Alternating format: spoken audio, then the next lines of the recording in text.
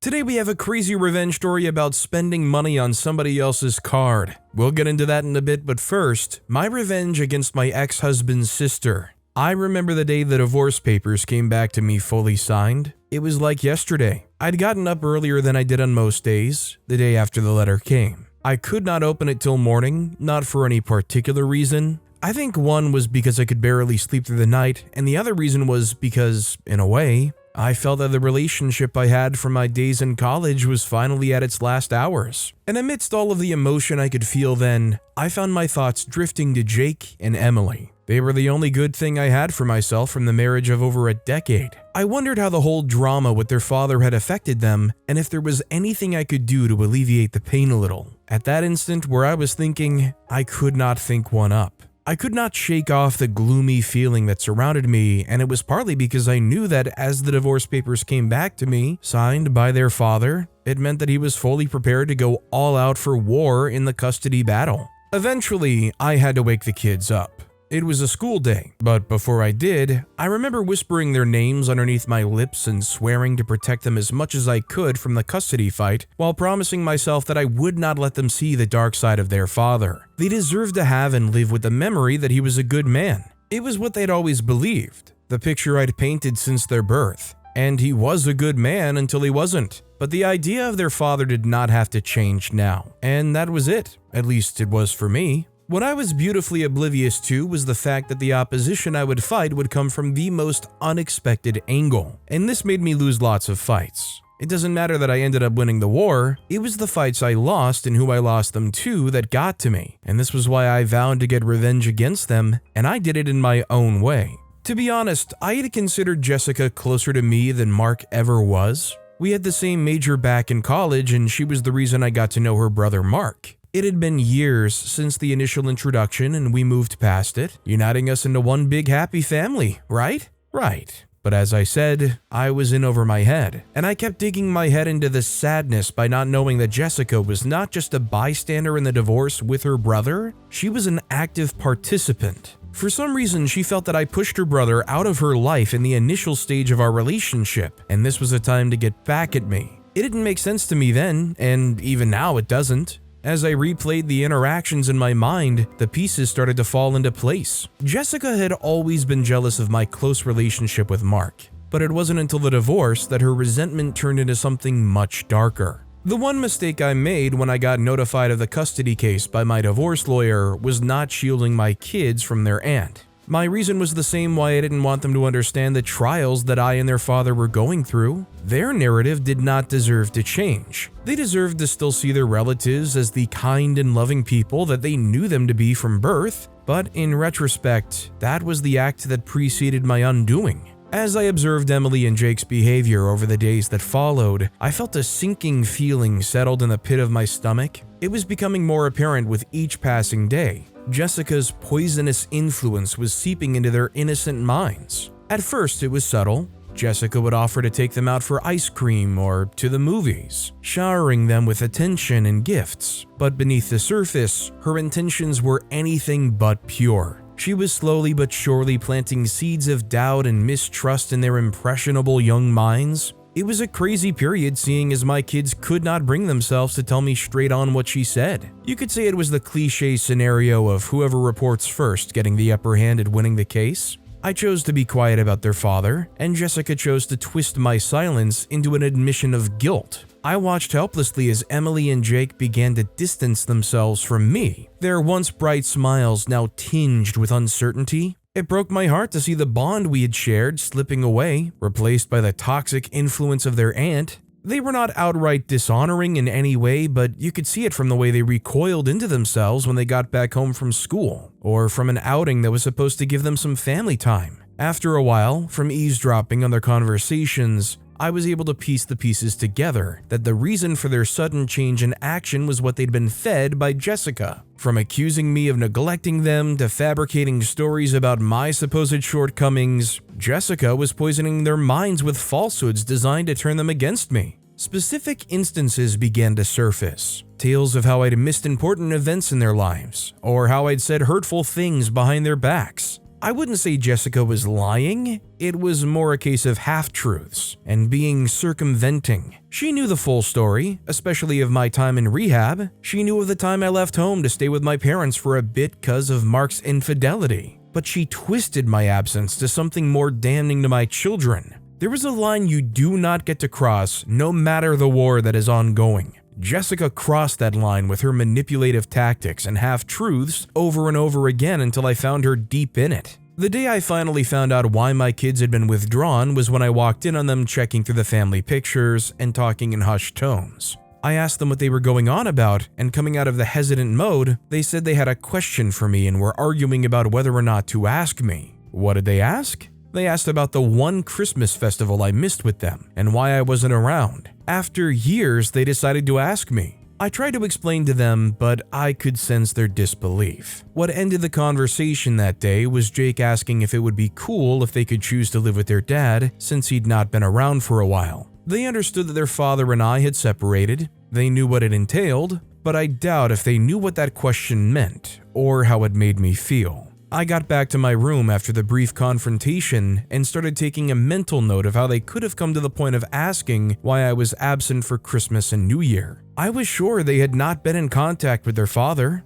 I knew for a fact that my parents would never want to revisit that event, so there was no way the spill could have come from them. The only suspect that fit the description was Jessica. Jessica was always in the know. She was the reason why me and Mark met. She knew when the issue started. She knew of Mark's affair with one of his former girlfriends. And she knew I'd left home for my parents that Christmas when I found out. There was no way she would not be the one. Plus, it didn't help that I somehow felt she wasn't in my corner since the whole divorce battle started. This was just the confirmation I needed to show that in the fight for custody that Mark started, she was in on it with Mark. And more than that, she was heck-bent on ruining my relationship with my kids from the sidelines by filling their thoughts with incomplete stories that painted Mark in a more glorious light than I'd let him remain. It did not seem fair that I was made to endure a relationship that should have ended a long time ago, and the only good thing I got from staying put became an object of their family manipulation. It did not feel fair, not in the least. As I sat alone in my dimly lit living room, the rage within me continued to increase. I could understand her wickedness on any other front, but not on the relationship I had with my children. In a way, I felt her actions were one of betrayal, and I knew I couldn't let her get away with it. No, I needed to make her pay for the pain she had caused, for trying to tear apart my family and set an easy escape for the custody issue for her brother. With everything, it was evident to me that they had no grounds for keeping my kids and were ready to play dirty instead. It gave me more confidence, and I decided that I was going to get my revenge, not on Mark. Divorcing him was enough revenge. I wanted revenge on his sister. But I knew I couldn't just lash out in anger. I needed to strike with precision, to hit her where it hurt the most. And so, I began my mission by delving into Jessica's personal and professional life, scouring every corner for vulnerabilities to exploit.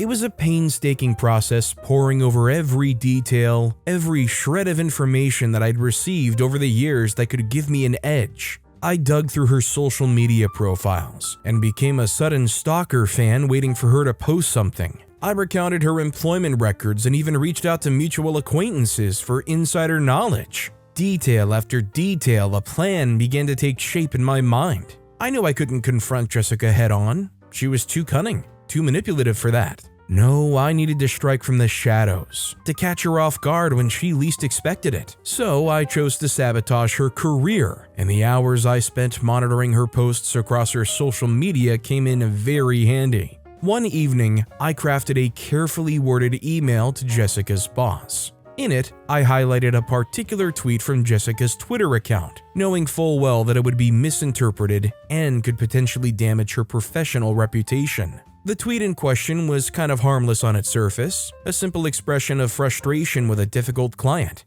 but I twisted its meaning, framing it in a way that painted Jessica in a negative light, as unprofessional, insensitive, and lacking in empathy. I knew that in the cutthroat world of corporate politics, perception was everything. By planting the seed of doubt in her boss's mind, I could set off a chain reaction that would ultimately lead to Jessica's downfall. As I hit send on the anonymous email, a surge of adrenaline coursed through my veins. At that point, I didn't care that it could be traced back to me. Neither did I bother with the fact that it wouldn't make my kids think less terrible of me than they were making them do already. It just felt really nice to hit her where it would hurt, just as she tried to do to me. I just gotta say, if you're working in any kind of job where your job is going to be at risk because you posted something on social media, you should really either look into some kind of more anonymized profiles or private profiles or something. I mean, I love the idea of being a creator. I love the idea of putting myself out there, but still at the same time on a personal level, I try to stay pretty guarded. Whether or not you're setting up an alley-oop for your enemies to dunk on you using whatever you posted on your own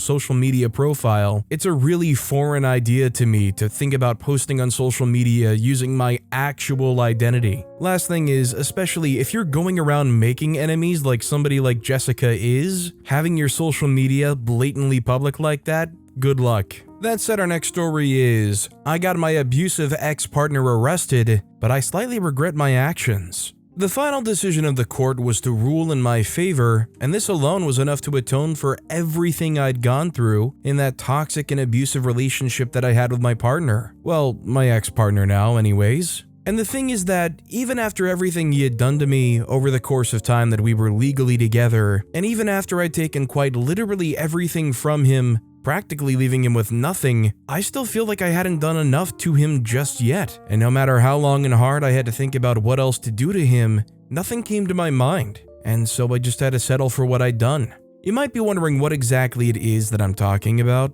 Well, I wouldn't want to keep you in the dark or in suspense as to what exactly happened, and I would definitely not want you to miss out on the most important things about and in my story. So I would like to start from the very beginning, and not the biblical Genesis, but the beginning of things between the both of us. How things went over the course of the years and the events that played out that eventually led us to this very moment. Now, my ex-partner, male 38, and I, female 32, had been with each other for as long as I can remember. We were practically childhood besties, and things between the both of us were really beneficial and perfect. As on the benefits of being together with him at the time, not in a relationship yet though, but as really close and best friends, he really helped me out with getting my grades up and helping me maintain them too. Not because I couldn't do so myself, but the reason was that I wasn't too attentive, as I had other misplaced priorities at the time. I would admit those were not some moments of my life that I'm proud of, but then again, he was always there to steer me toward the right direction, and for that I truly appreciate and adore him. This was all in middle school though, as when we gotten into high school, it was almost seeming like an entirely new and different environment. Things weren't like they were back in middle school, and it seemed like I wasn't going to survive in here, if I was still having trouble in middle school at the time. But then when I realized that I had him with me every step of the way, nothing really mattered, as I was totally focused on my academics with his help. Anyways, throughout my stay in high school too, although there were some times where I wondered if it was all worth it and was on the verge of giving up, he made sure to assure me that things were going to be okay, and he stood right by my side throughout everything. As at this time, I'd not realized something very important, and this was the fact that he truly had feelings for me at the time, but was too scared to even show them or come clean with them. I only realized this later on, and this was when we were in our final year in high school. It was the season of love and Valentine's Day was slowly approaching, as at this time it was apparently traditional that every male student gets a Valentine's Day partner and gets something as an act of love and all. It had a whole process, most of which I'd completely forgotten right now. Anyways, to cut a long story short, every male was supposed to get a partner ahead of the 14th of February, which was Valentine's Day. But even when it was a few days to the 14th, I was still approached with practically no request from any person. I was already beginning to lose interest totally in the entire function. And then, on the 13th, he approached me with a very flashy and loud presentation and a little dancey dance, which just showcased some members of the dance club and himself in a short 2-minute dance, which all led to him getting down on one knee and ultimately asking me to be his partner for Valentine's Day. And I thought it would eventually end there, only for him to further ask if I would be his partner after, as he then confessed that he had feelings of intense likeness for me, and it was slowly but surely leading to love, and also that he would really appreciate it if I would accept him. as at that moment in time, I had lots of thoughts running through my mind, and I didn't even know what to say. But the one thing I did know for sure was the fact that everything he had just said resonated greatly with me. And I then realized that I felt the exact same way for him, and I saw no reason to say no to his request. I immediately accepted, and this, my dear readers/listeners, was the beginning of something really special between the both of us. We went on to engage ourselves in the various activities of the day of Valentine's, and even after the school dance that was organized by the school authorities themselves, and this was meant to serve as a fundraising event too, but then we still enjoyed every single part of the day together.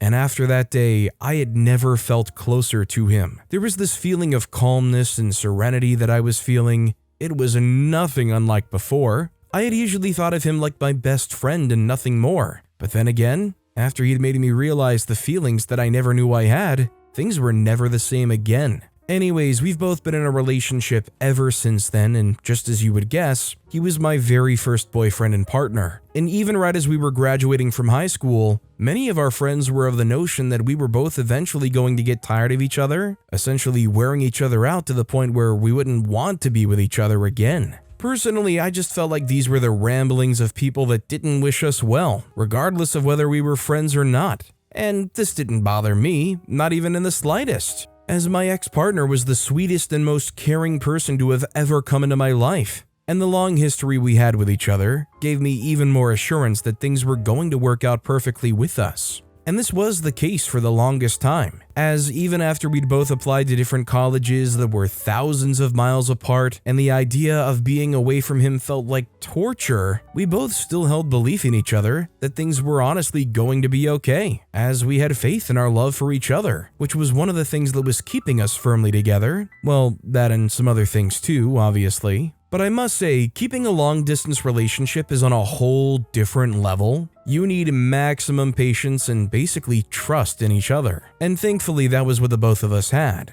This, in a way, actually made things quite easy for the both of us. Anyways, fast forward a little bit again. This was immediately after we both were done with getting our college degrees, and things were looking quite good for the both of us. As almost immediately my ex-partner was done with college, he immediately received a job offer based off of a recommendation from one of his lecturers back in school, as according to the lecturer, he was apparently the best student he had taught in quite a while, and he just knew that he needed to help him out in one way or the other. And then he decided on giving him a referral and a recommendation, and it proved quite helpful in securing a really high-paying job, as he was fresh out of college. Me, on the other hand, I was not so privileged to have gotten a referral and a recommendation for a high-paying job. However, I was very lucky to be seriously considered for a position in one of the companies I'd sent my application in for review, and I was to start work on a paid intern level and work my way up from there. And to be honest, I wasn't comfortable with this, but then again, it was this or nothing, and I had to pick this. And after a while working there, I realized that it really was not as I was expecting.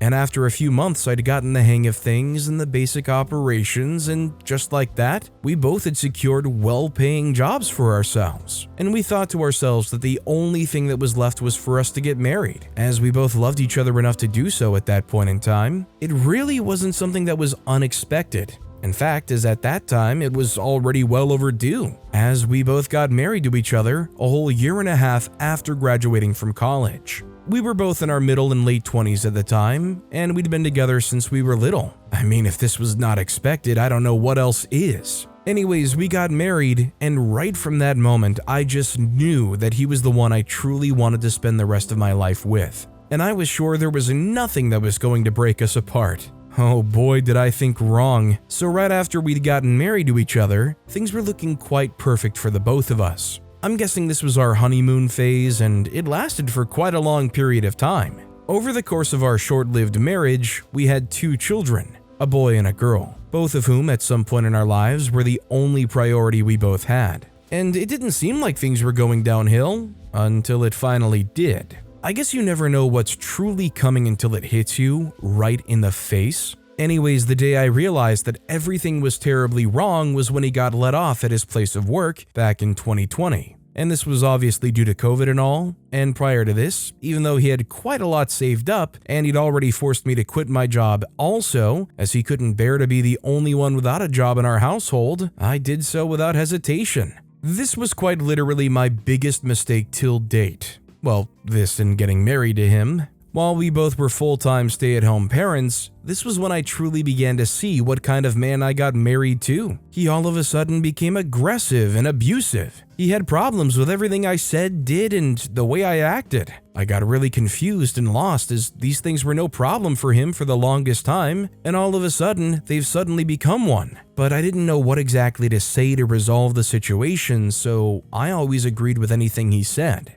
This was where he had problems. Even after all this, he was still not satisfied, as he soon resulted in physical abuse and I just couldn't fight back. I still loved him, and I couldn't blame him at the time, and this went on for a whole year, where I couldn't say anything. But when he finally got the straw that broke the camel's back was when he involved our children in his abuse. I was going to put up with anything but that, as from the very day I found out, I took immediate measures to get him arrested and put in jail. And before I knew it, I realized that this was my perfect opportunity to finally leave the relationship where I wasn't in the slightest comfortable, and so I filed for divorce at the same time. This was no issue for the court, as after they'd found him guilty of domestic violence and abuse, our divorce was also approved, and all of his assets were split between us, with me getting the most part, seeing as I was getting full custody of our children till he got out. It all happened so fast that I couldn't comprehend what I'd done.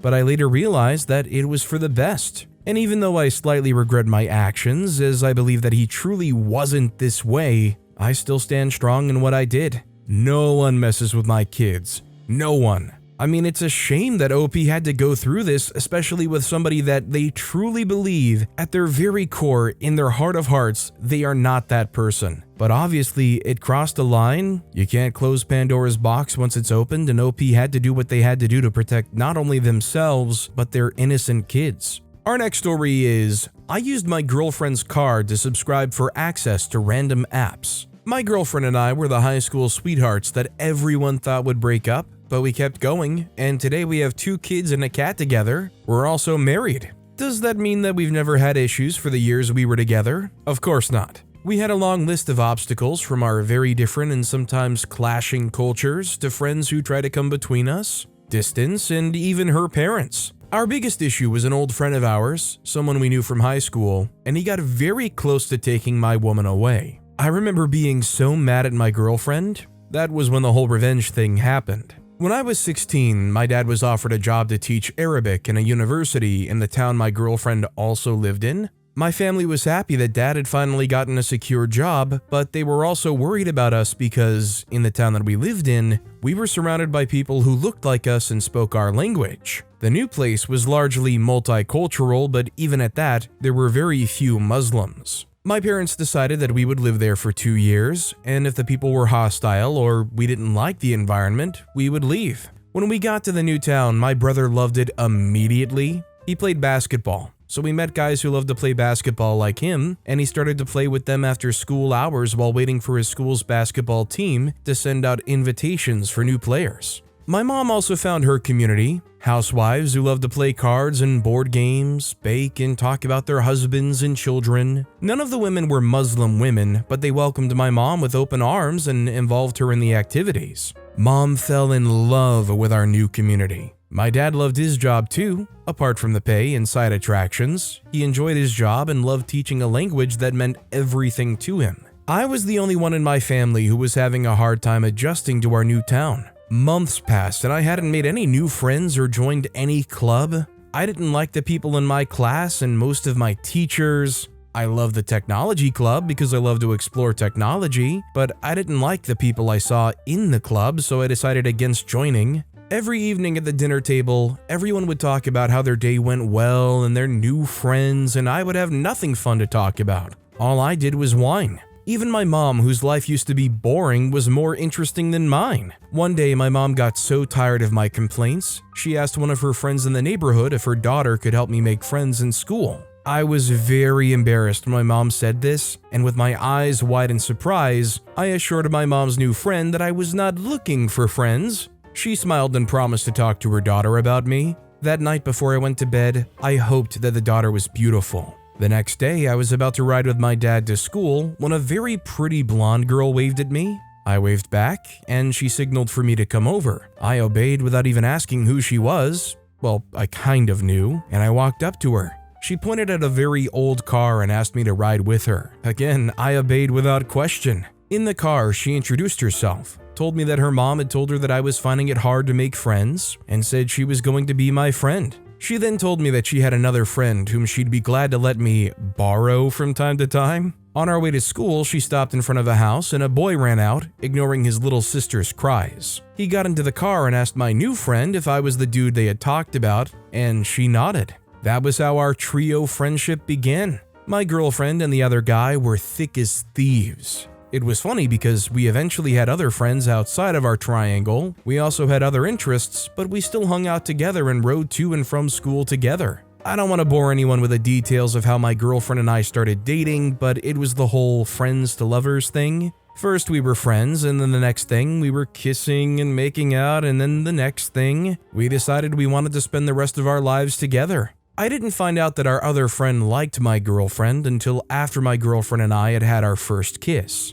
Or maybe I just paid more attention after the kiss happened. I talked to her about it and she said he no longer liked her. She said he used to like her when they were both little, but that was a long time ago. Still, it seemed to me that he still liked her. When we started officially dating and told him that we were together, he got upset. He later told us that he'd felt that way because he was now going to be the third wheel in our friendship. We assured him that he wouldn't be, but he stopped hanging out with us. My girlfriend said he was being a baby and said she would never speak to him again.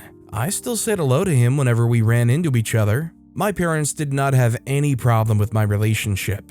My dad did, but mostly because he didn't agree with the culture of dating in the country we lived in. My mom fully supported me and my choice of a girlfriend. My dad didn't have a problem with my choice either. My girlfriend's mom, however, did not exactly like that I was dating her daughter. She said I'd break her heart because Muslim boys always end up leaving the girls they date for a Muslim lady. She also liked that other guy and had even thought he and my girlfriend secretly liked each other. She was rooting for them, but was quite disappointed when she found out that my girlfriend was with me. My girlfriend and I had our first big fight when we just finished high school. I found out that she went to the movies with our friend. I was very upset because she was the one who said she was cutting him out of her life completely. She also didn't tell me that they'd been talking to each other or that they planned a movie night together. I was upset about it and broke up with her. The truth is, I also had the fear that one day my girlfriend would leave me for someone who didn't look like me. After dating for years, my girlfriend and I moved in together. We worked very hard at this time because we knew what we wanted our life to look like together and the kind of life we wanted for our kids. So we spent the first 3 years of living together working hard. While we both agreed to put our work first for the first 3 years, she would sometimes complain that I wasn't giving her attention and all of that. I'll admit that I ignored her on those occasions because I was very invested in work. I had no idea that all along, my girlfriend had been communicating with our friend from high school. He'd been making advances at her, but she kept telling him off. She told him she was still with me, but she still encouraged him. The way I see it, not cutting off communications with him is tantamount to encouraging him. I found out about their conversations one evening. It was our third year of living together, and one night I noticed that she was engrossed in texting on her phone. She was so engrossed with her phone that I became curious. When I asked who it was, she said it was an old friend, slipped her phone in her pocket, and left for the kitchen. I suspected that it was that old friend, but I didn't want to make any accusations. So I decided that I would just snoop later. My wife typically goes to bed later than I do, but that night I stayed up just so I could look through her phone. I searched everywhere for her phone that night, but I couldn't find it. It wasn't in the drawer where she usually kept her phone or anywhere else. I waited until that weekend when she went shopping with a colleague at work to steal her phone. I took it out of her purse and left it on the kitchen counter, so it would look like she forgot to pick it off the kitchen counter. Then when she left, I picked up her phone and went straight to her messaging applications. I was shocked to find out that my girlfriend had been exchanging messages with this dude for months. They talked about everything and how her day went. They talked about me and our relationship, and he flirted with her all the time. She even told him about worries, concerns, and fears about her career that she never told me. The craziest part was that he said he was coming to our city for a week and asked to hang out together. She asked if he'd like to hang out with me too, and he said no, that he could not bear to see us together. He then said he was sure that she'd be a lot more attractive and all other stuff. She didn't flirt back, but she didn't discourage him either. I was so mad and disappointed. One thing that has kept my girlfriend and me going for so long is trust. I fully trusted her to tell me whatever was going on, and seeing those texts broke my heart. I decided to wait and see if she would tell me anything about it the week he said he was coming to the city. I was going to be very busy with work that week, so I called a private investigator who was known for being discreet and asked him to follow her around. On the first day, they were out to have lunch while she was at work. The investigator told me that the guy tried to kiss her, but she leaned back, got into her car, and drove away. She never saw him after that day. When I returned home that weekend, I'd been too busy at work and didn't come home all through the week. My girlfriend confessed about what had happened. She told me that they'd been talking, that she'd had lunch with him, and that he had tried to kiss her. I forgave her, but I was still mad. For 2 months, she apologized and tried all she could to make up for what had happened. And I had forgiven her, but I am a petty person and like to get back at people for what they do. Otherwise, I just feel like a loser. One day, I decided on a petty, silly revenge. I did the same thing I did when I wanted to look through her phone. I took it out of her purse and placed it on the counter, and when she left, I downloaded different applications and made subscriptions and in-app purchases. I had her card details at some point when she needed me to run an errand for her, but she didn't know I still had it because she asked me on another occasion if I still had it, and I said no, just to get out of running the errand. At the end of the month, she started to get emails informing her of different deductions being made to her account. My girlfriend was upset, and of course, I denied having anything to do with it. Not only did she lose money, but she had to reach out to each of the applications, telling them to cancel her subscription. She was miserable at that time, but I didn't care. It was my way of getting back at her for emotionally cheating on me. I guess the story kind of highlights that even high school sweethearts that survive high school and go on to stay married or together for long after doesn't mean you're out of the woods just yet or impervious to any issues. That said, considering this is your wife, going and spending all that money using her cards, isn't that in some way still kind of hurting yourself too? I know it's not necessarily black and white, her money is your money, but realistically, if your wife has a money issue that she runs into, where is she probably going to turn to try to get some kind of support? The bank of husband. But with that being said, that's all the time we have for today. Now, if you want to hear another absolutely crazy revenge story, check out that video on the left. Or if you missed my latest video, check out that video on the right. That said, I'll see you all next time with some more stories.